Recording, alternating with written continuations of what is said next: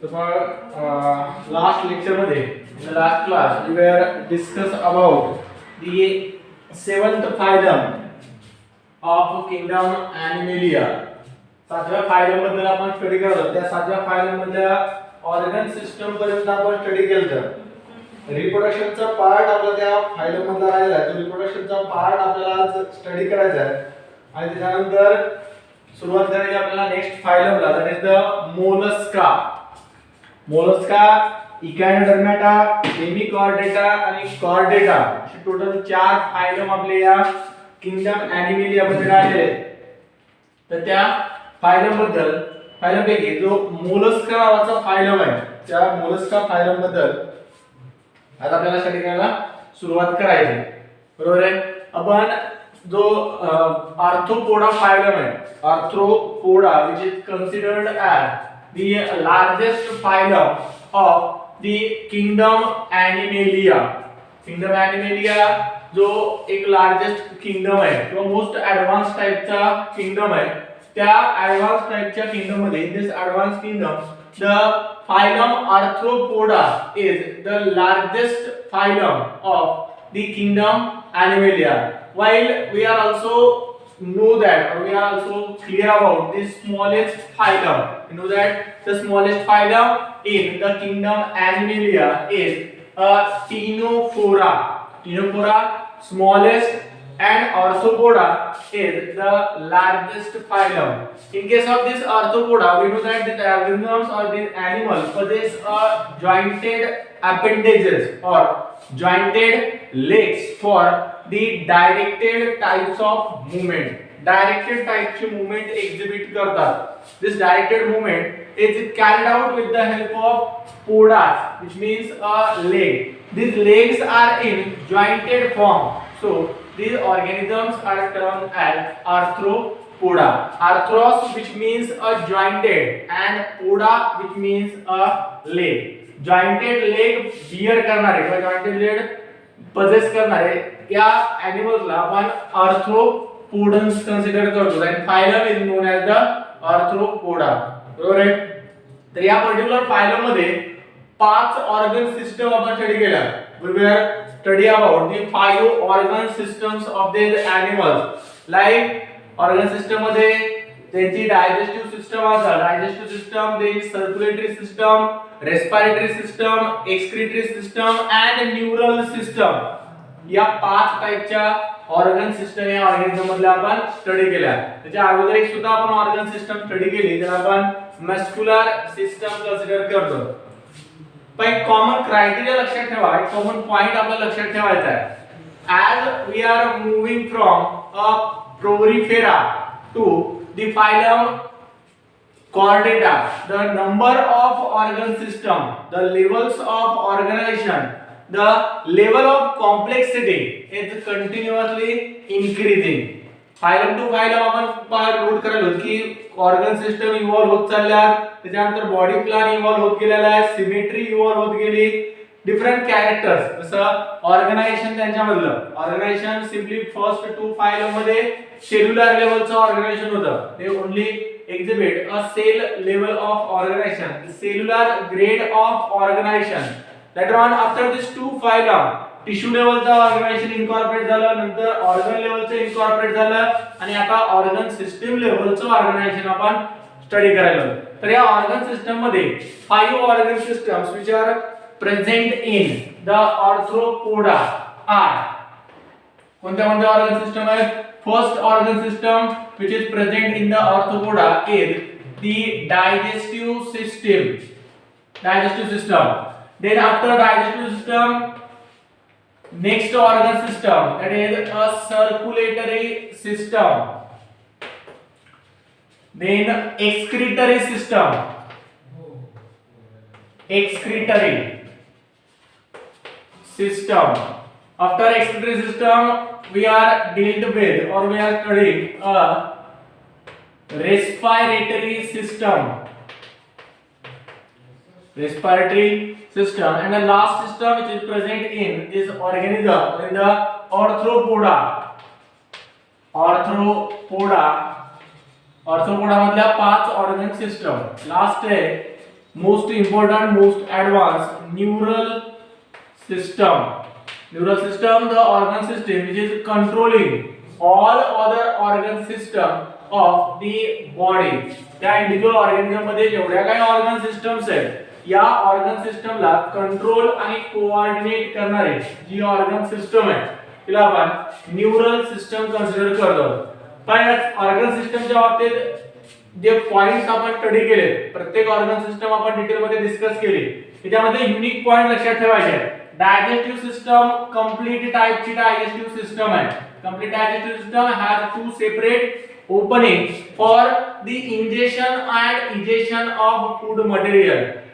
बरोबर आहे. Food material ingest करण्यासाठी माउथ एंटेरियर साइडला and to egest the undigested and waste food material or waste product.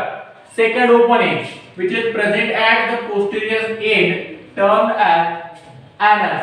Then circulatory system open type ची circulatory system आहे. In case of open circulatory system we have to strictly remember one point, that is in case of open circulatory system the body fluid, either it is blood or any other body fluid, the body fluid is circulated through or flows through the open spaces which are very commonly termed as the hemocoel. Hemocoel, a cavity or it is a coelom which is filled with a body fluid which is termed as blood. Hem means blood. तर blood या हिमोसील मधून किंवा या empty cavity मधून flow होते त्यामुळे आपण या टाइपच्या सर्क्युलेटरी सिस्टमला ओपन सर्क्युलेटरी सिस्टम कन्सिडर करतो. हिमोसील इम्पॉर्टंट टर्म आहे बा लक्षात ठेवायची खूप इम्पॉर्टंट टर्म आहे haemocoel. The presence of haemocoel is lead to the formation of open type of circulatory system. This open circulatory system is responsible for the translocation of or transportation of a nutrient and gases towards the each and every cell of the body, up to the each and every cell. Then we will discuss about the excretory system. Excretory system responsible for the excretion of waste product. And excretion of waste product takes place with the Malpighian body and green glands. हे दोन structure लक्षात ठेवा. Green Gland एक आणि माल्पिजियन body एक. Actually या structure बद्दल आपल्याला काही घेणं नाही, फक्त आपल्याला हे स्ट्रक्चर ॲज अ एक्झाम्पल म्हणून लक्षात ठेवायचे आहे. बरोबर. In case of the arthropodans we will have two types of excretory structures, that is Malpighian body and green gland. Malpighian body are also termed as coxal gland. Coxal gland आहे किंवा Malpighian body ह्या दोन्हीपैकी कोणती एक term तुम्ही लक्षात ठेवू शकता. बरोबर आहे. ऑप्शन मध्ये किंवा क्वेश्चन्स मध्ये जसे ऑप्शन दिलेले असतात त्या ऑप्शन नुसार तुम्हाला आन्सर सिलेक्ट करावा लागेल. Coxal gland or Malpighian body and green glands are the structures present in the arthropods which are basically involved in the excretion of nitrogenous waste product and other. Nitrogenous waste product सोबत जे बाकीचे waste product आहेत या waste प्रोडक्टला remove करण्यासाठी आपण basically या excretory सिस्टमचा use करतो. त्यानंतर next to the excretory system we will have a respiratory system which is exchanging respiratory gases. Respiratory gases म्हणजे दोन respiratory gases लक्षात ठेवायचे आहेत. कार्बन डायऑक्साइड आणि ऑक्सिजन. कार्बन डायऑक्साइड एक्झेल करणं, बॉडीच्या बाहेर रिमूव्ह करणं आणि ऑक्सिजन इनहेल करणं.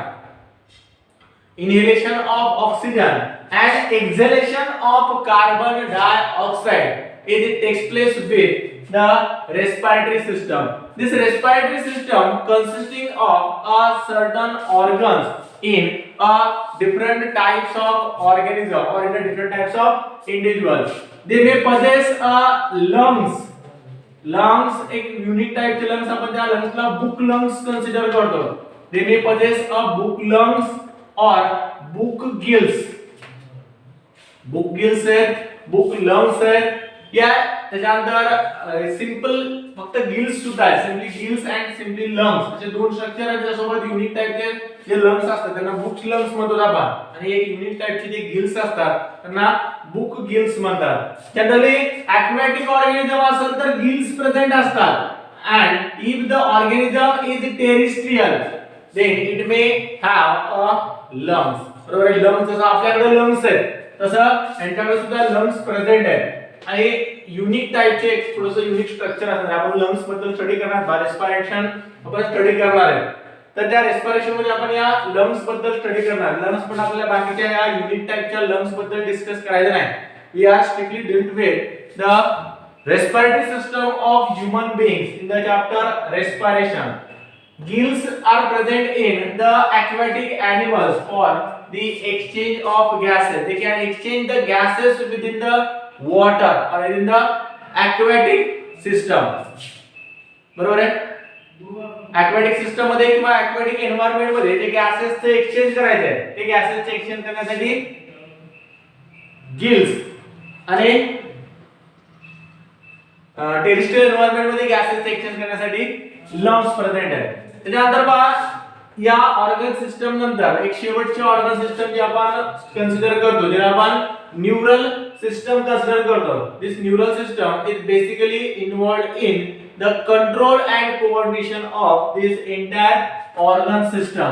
ऑर्थोपोडामध्ये प्रेझेंट असलेल्या या ऑर्गन सिस्टम ज्या आहेत, या ऑर्गन सिस्टम मध्ये तारतम्य ठेवणं, कोऑर्डिनेशन मेंटेन करना, control end coordination. Control end coordination is maintained by the neural system. Neural system consisting of a two structure, nerve ring and double ventral ganglionated nerve cord. The nerve cord and nerve ring are the two structures which are present in the neural system responsible for the control and coordination. Actually control and coordination करण्यासाठी surrounding environment ला sense करायचं आहे. To sense the surrounding environment, this organism may have eyes and certain receptor over their body. बाहेरची environmental condition कशी आहे, ही environmental condition sense करण्यासाठी, त्यानंतर surrounding एन्व्हायरमेंटचं vision करण्यासाठी, for vision purpose they may have a eyes, with eyes they are also possessing certain receptors on their body. समजलंय? तर याला बा organ system which are present in the arthropoda. Short मध्ये लिहून घ्या, describe करायला तुम्हाला खूप सोपं जातं, लक्षात ठेवायला सोपं जाईल. एवढी लॉंग इन्फॉर्मेशन लक्षात ठेवण्यापेक्षा एवढे पॉइंट जर तुम्ही लक्षात ठेवले तरी मोर दॅन इनफ आहे, मोर दॅन सफिशियंट आहे. लिहा फास्ट.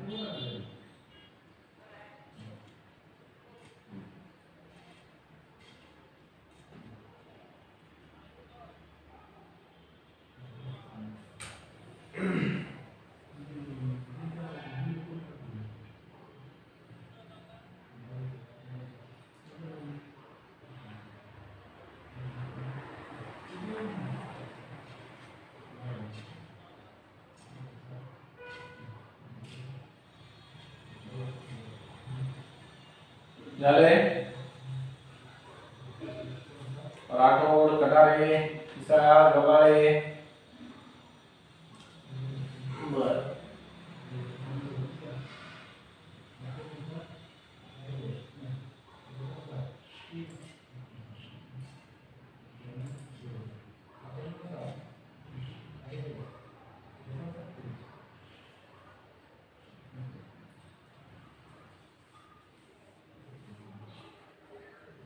ओके, करूँगा बात शुरू करें.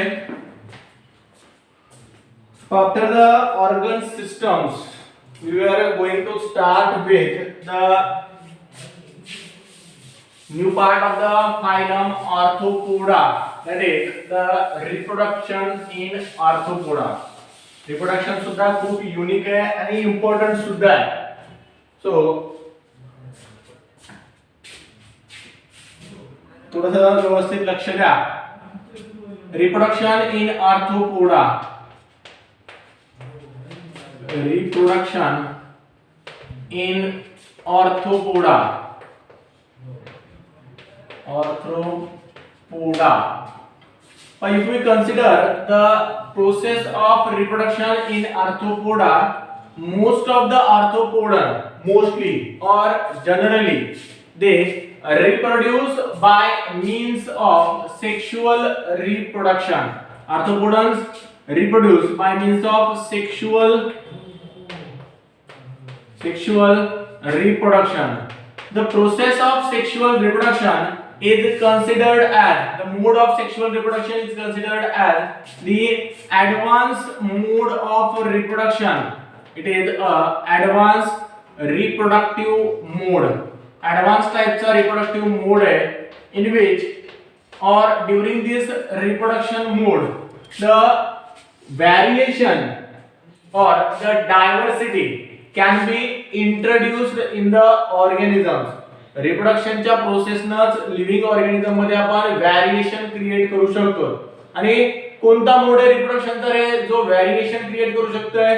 It is a sexual mode of reproduction which can introduce or which can create a variation.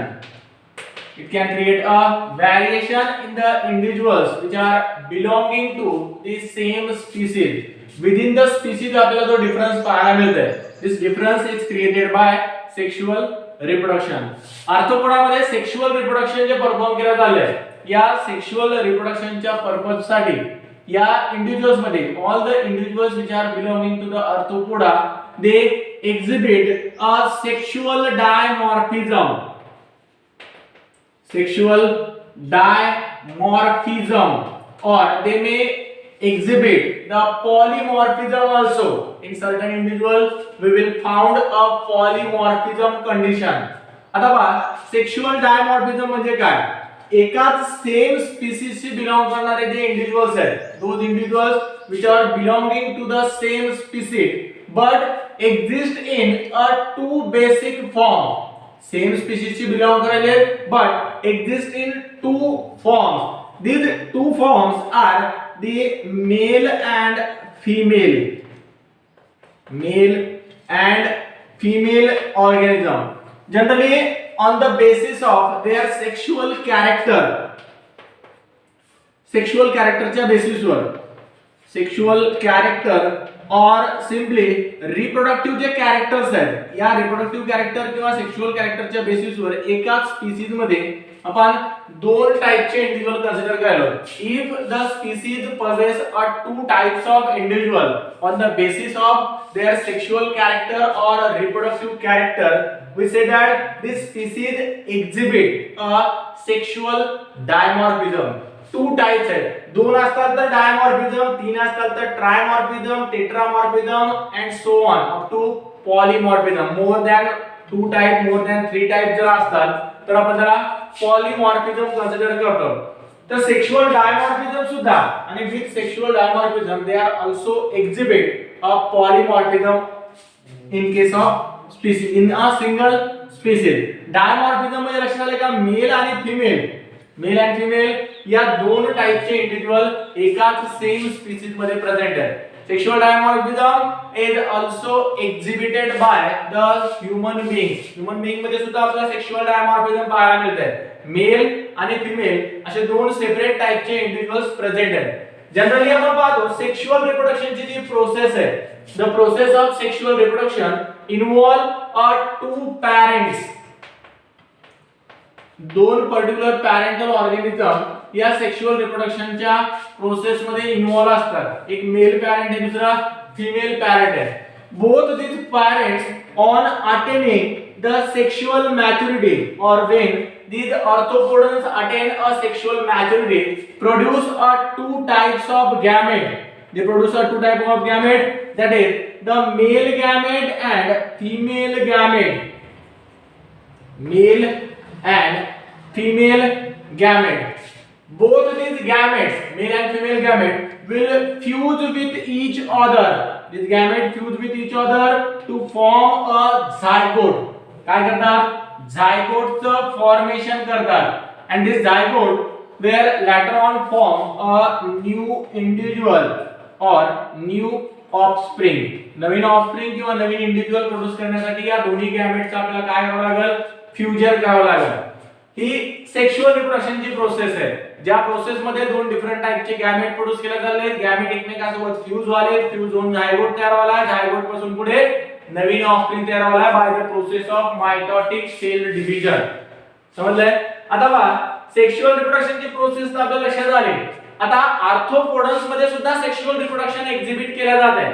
आणि सेक्शुअल रिप्रोडक्शनच्या पर्पजसाठी त्यांच्यामध्ये most of the organisms which are included in the phylum Arthropoda, they exhibit a sexual dimorphism.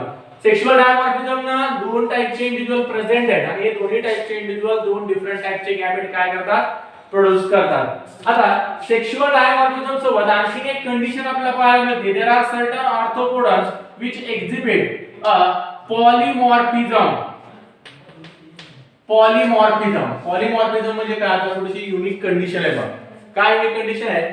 Generally in case of polymorphism the same species possess more than two types of individual. If a single species bear or possess more than two type of individuals, on the basis of their reproductive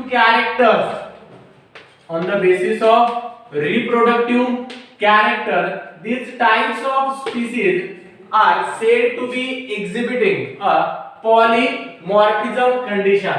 Generally, the organisms like honeybees, then ant, termites, all these organisms are included in the phylum Arthropoda. They exhibit a polymorphism.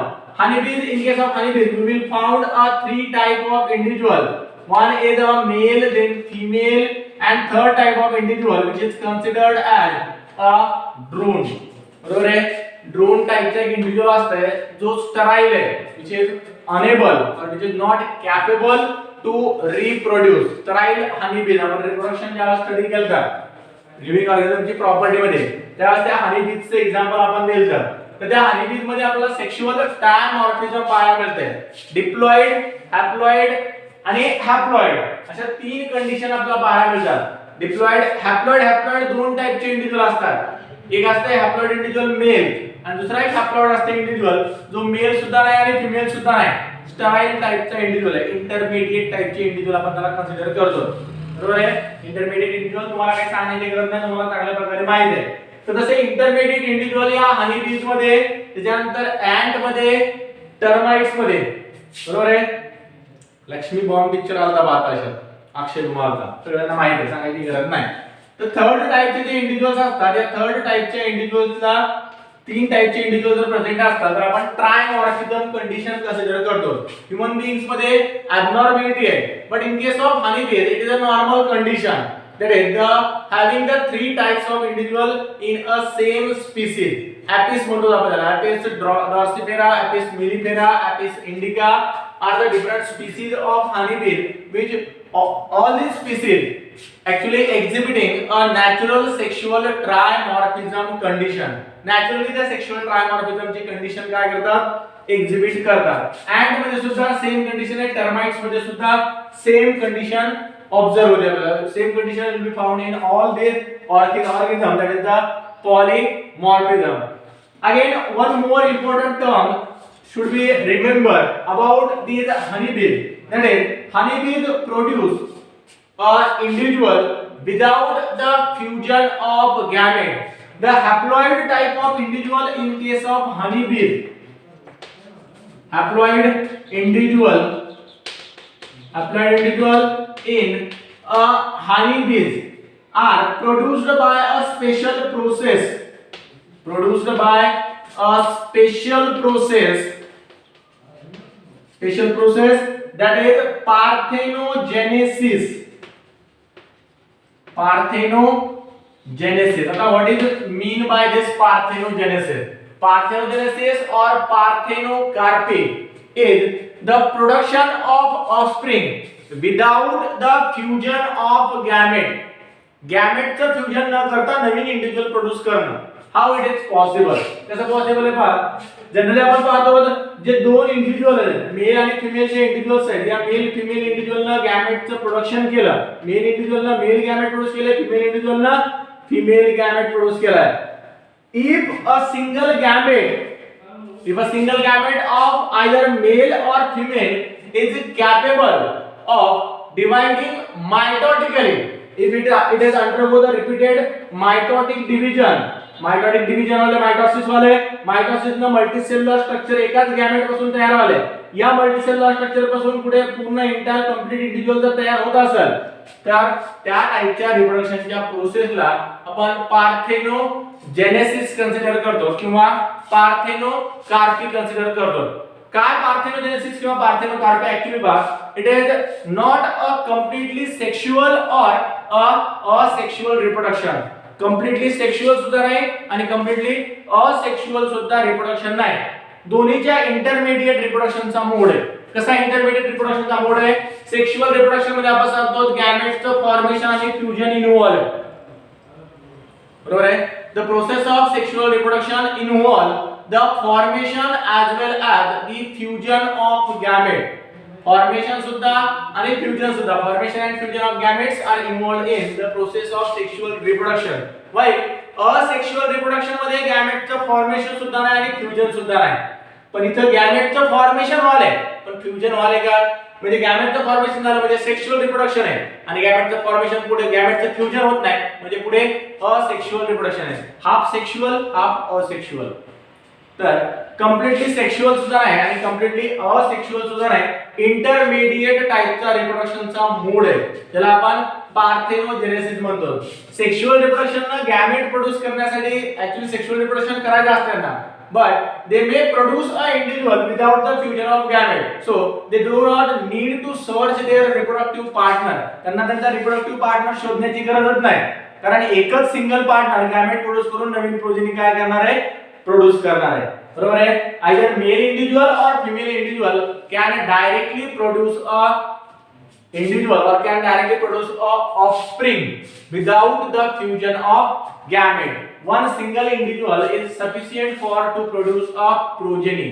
बरोबर आहे. त्यांचे progeny त्यांचे offspring त्यांचे लेकरबाळ तयार करण्यासाठी त्यांना दोन पार्टनरची गरज नाही. एक single partner single either male or single female can produce a offspring by the parthenogenesis or parthenocarpy. During parthenogenesis the gamete divide by the process of mitosis. लक्षात ठेवा इम्पॉर्टंट आहे.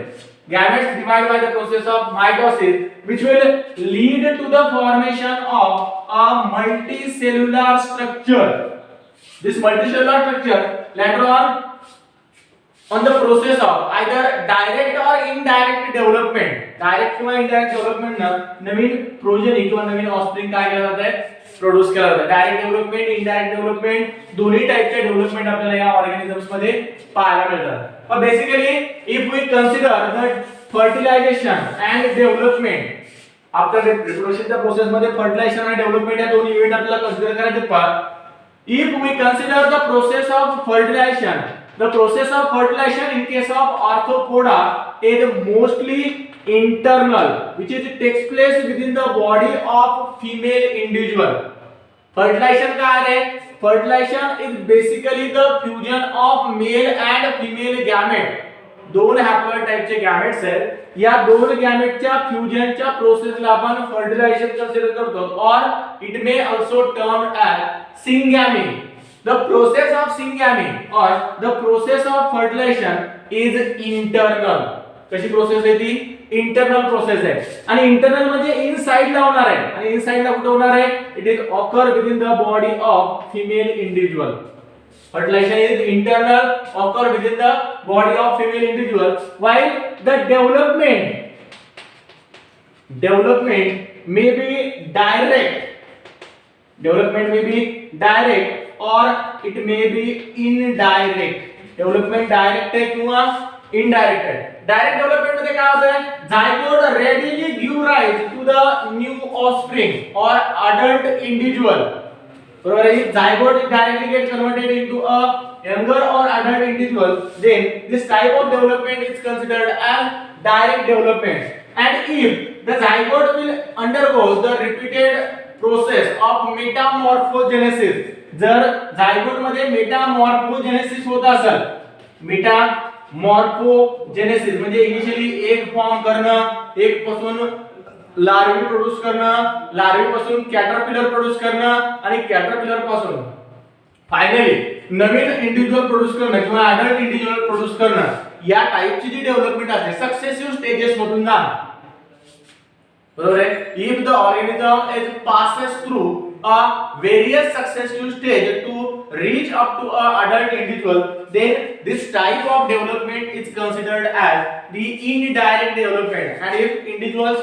जसं आपल्यामध्ये डायरेक्ट डेव्हलपमेंट आहे झायगोट पासून embryo पासून एकदा organism तयार झाला की तसंच आपण शेवटपर्यंत तेच सेम स्ट्रक्चर राहतं आपल्यामध्ये काही चेंज होत नाही दोन हाताला दोन हात राहतात दोन पाय राहतात कान दोनच राहतात नाक एकच राहते काही बदल होत नाही आपल्यामध्ये त्या टाइपच्या डेव्हलपमेंटला आपण डायरेक्ट डेव्हलपमेंट कन्सिडर करतो आणि इनडायरेक्ट डेव्हलपमेंट मध्ये जसं लार्वी तयार झाले लार्वी पासून बटरफ्लाय स्टेज आले कॅटरपिलर स्टेज म्हणतो आपण त्याला कॅटरपिलर स्टेज पासून पुन्हा अडल्ट स्टेज आले किंवा अडल्ट इंडिव्हिज्युअल पुन्हा हिबर्नेशन मध्ये आपण सांगतो काय करणार जनरली डॉर्मन्सी पिरियड मध्ये जाणार अशा डिफरंट स्टेजेस मधून आपण पास होत नाही we will directly produce a individual or offspring by the process of direct development समजले इथे डायरेक्ट आणि इनडायरेक्ट डेव्हलपमेंट त्यानंतर आर्थ्रोपोडा हा जो पर्टिक्युलर फायलम आहे या फायलम मध्ये इन्क्लूड केलेले जे ऑर्गॅनिझम्स आहेत these organisms are beneficial to us development लक्षात आली डायरेक्ट आणि इनडायरेक्ट डेव्हलपमेंट त्यानंतर हनीबीज मधले पार्थेनोजेनेसिस किंवा पार्थेनोकार्पी सुद्धा त्याला आपण कन्सिडर करतो तर पार्थेनोजेनेसिस ची प्रोसेस आहे पार्थेनोकार्पी ची प्रोसेस आहे डायरेक्ट किंवा इनडायरेक्ट डेव्हलपमेंट आहे then we are moving toward the next point that is the economic importance of the phylum arthropoda economic importance लगेच आपण घेऊ 2 मिनिटं लागतात त्याला त्या अगोदर हे नोट करा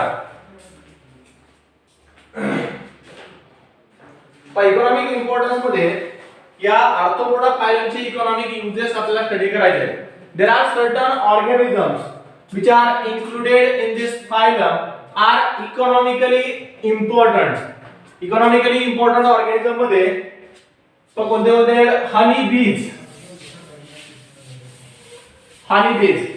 what is the economic importance of honey bees काय यूज करतो आपण हनी बीजचा रे honey bees is generally used for the extraction of honey and wax for the purpose of honey and wax we use a honey bees comb honey bees ने जो produce केलेला comb आहे त्या comb पासून आपण हनी आणि वॅक्स काय करतो एक्सट्रॅक्ट करतो त्यानंतर हनी आणि वॅक्स नंतर नेक्स्ट ऑर्गॅनिझम आहे ज्याचा आपण इकॉनॉमिकली या फाइल मधल्या ऑर्गॅनिझमचा यूज करू शकतो that is the lac insect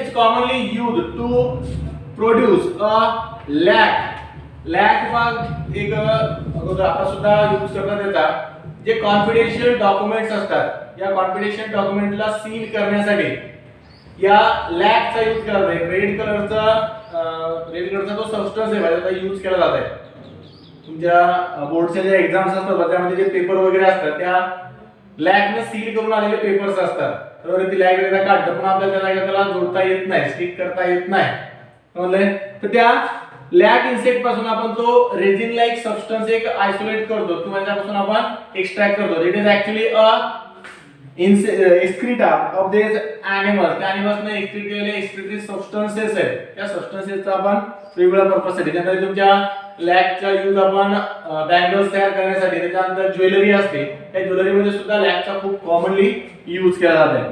त्याच्यानंतर लॅक इन्सेक्ट नंतर सिल्क वर्म सगळ्यांना माहित आहे. Silk worm, the silkworm is used to manufacture a silk. सिल्कचं मॅन्युफॅक्चरिंग करण्यासाठी एक थ्रेड आहे, बरोबर आहे, प्रोटीनेसियस थ्रेड आहे. जनरली फायबर्स मध्ये आपण पाहतो प्रोटीनेसियस फायबर आणि कार्बोहायड्रेट पासून तयार झालेले फायबर, असे दोन टाइपचे फायबर्स आपल्याला नॅचरली एक्झिस्टिंग फॉर्म मध्ये पाहायला मिळतात. तर त्यापैकी केराटिन नावाचा जो प्रोटीन आहे, या केराटिन प्रोटीन पासून या सिल्क वर्म मध्ये काय केलं जातं, फायबरचं प्रोडक्शन केलं जातं for to protect themselves, surrounding environment पासून प्रोटेक्ट करण्यासाठी. ज्यावेळेस हे हिबर्नेशन मध्ये किंवा डॉर्मन्सी पिरियड मध्ये असतात, त्यावेळेस त्या डॉर्मंट स्ट्रक्चरला प्रोटेक्ट करण्यासाठी त्या बॉडीच्या सराउंडिंग मध्ये एक थ्रेड लाइक स्ट्रक्चरची विविंग करतात. विविंग करून एक सर्क्युलर इलॉंगेटेड स्ट्रक्चर फॉर्म करतात. त्या स्ट्रक्चर पासून आपण काय करतो, या सिल्क फायबरचं आयसोलेशन करतो. आणि या सिल्क फायबरचा यूज काय सांगण्याची गरज नाही, क्लॉथ तयार करण्यासाठी. ते हाय क्वालिटीचे क्लॉथ्स असतात, बरोबर. जसं तुमच्या मुलींसाठी पैठणी साडी तुम्ही कधी ऐकला असाल, तर ते पैठणी साडी असेल, त्याच्यानंतर हाय क्वालिटीचे क्लॉथ्स असतात. हे क्लॉथ मॅन्युफॅक्चर करण्यासाठी कॉमनली या सिल्कचा आपण यूज करतो. तर इकॉनॉमिकली सुद्धा इम्पॉर्टंट असलेला फायलम आहे, evolutionary point of view important आहे. त्याच्यानंतर लार्जेस्ट फायलम आहे. त्याच्यानंतर most of the organisms are which are included in this phylum are commonly termed as insect, and these insects are harmful to the cultivated crops. जे काही crop आपण cultivate करतो त्या crop साठी जनरली हे insect harmful असतात, paste आपण म्हणतो त्याला, बरोबर आहे. दोन insect which are generally infecting our cultivated crops are commonly termed as pest, and most of the pest of the crops included in the phylum arthropoda, बरोबर. त्यांना कंट्रोल करण्यासाठी मग वेगवेगळ्या केमिकलची आपण स्प्रेइंग करतो, फवारणी, बरोबर आहे. So with this economic importance we have completed the phylum arthropoda. समजले, आर्थ्रोपोडा फायलम आपला कंप्लीट झालेला आहे. हे सगळं लिहून घ्यायचं आहे. आणि तुमच्यासाठी गुड न्यूज आहे, गुरुवारपासून आपले ऑफलाइन क्लासेस सुरू आहेत. थर्सडे पासून 17 तारखेपासून, फक्त उद्याच्या दिवस आपले ऑनलाइन क्लासेस होणार आहेत. गुरुवारपासून सगळे आपले ऑफलाइन क्लासेस सुरू आहेत. 10वी आणि 12वीचे, 10वी आणि 12वी तुमचे 11वीचे काही कन्फर्म माहिती नाही, 11वीचे नंतर होणार, 11वीचे आपले कंटिन्यू राहतात. 10वी आणि 12वी वाले तुमच्या मित्रांना मैत्रिणींना सांगा.